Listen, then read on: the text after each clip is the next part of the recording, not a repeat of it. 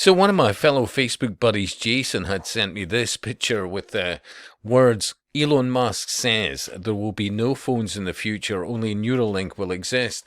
And I thought, good God, he can't be that unshy. I mean, don't get me wrong, when you look at Neuralink, he's hardly the Care Bear considering how many thousands of, apparently thousands of monkeys died on the way to get to a point where, um, for example, a human trial was done on a 29-year-old individual of implanting a brain chip, and apparently it's been remarkably successful. And of course, this was an individual who is paralyzed.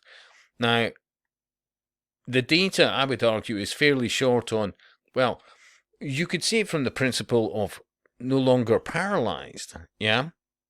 But as far as I could work out, it was more that all he needed to do was to think, and whatever he was thinking would be enacted onto a computer or hardware or whatever else, and just by.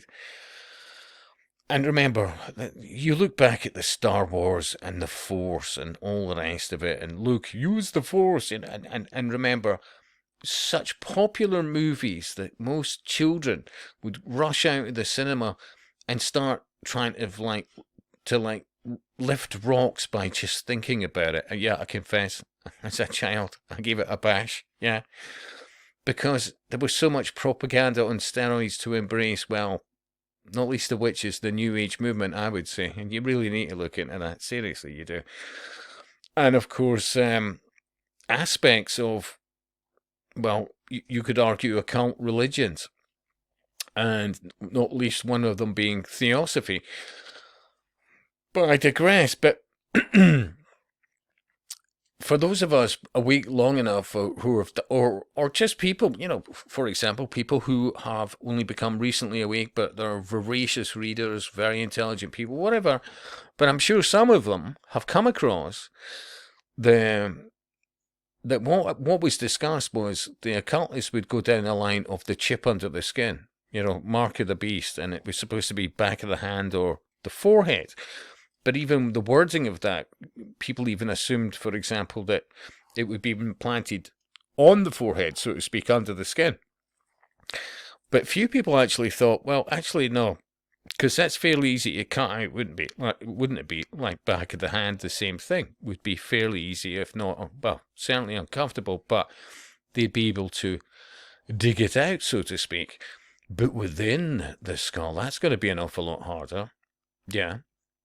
I mean, they do have plans, and getting back to the Star Trek and the Star Wars, all sci-fi, pretty much by and large, that has been popular in recent decades has been about technology creating all solutions. And how many different examples of sci-fi have you seen where you can think that the implantation of a chip has certainly benefited somebody's lives and made them so much smarter and genetically this and blah, blah, blah.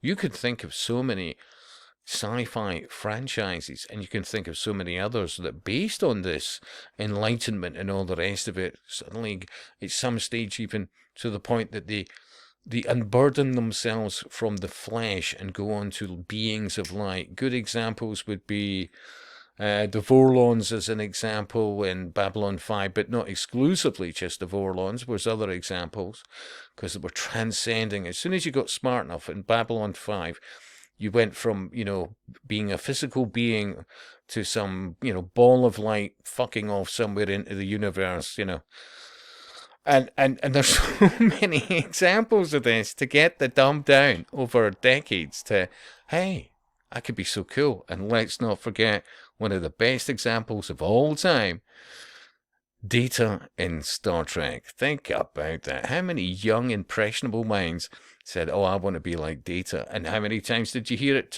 as he was talking, the adults watching, and I am fully functional. Think about this. Being able to know that 1,000 years from now, you can raise it. You can get it up because you're an android. Honestly, the complexity of this, and I'm not giving it justice, but I'm sure. Hey, look, yet again, I look forward to your comments and your thoughts and your views, and I'll speak to you soon.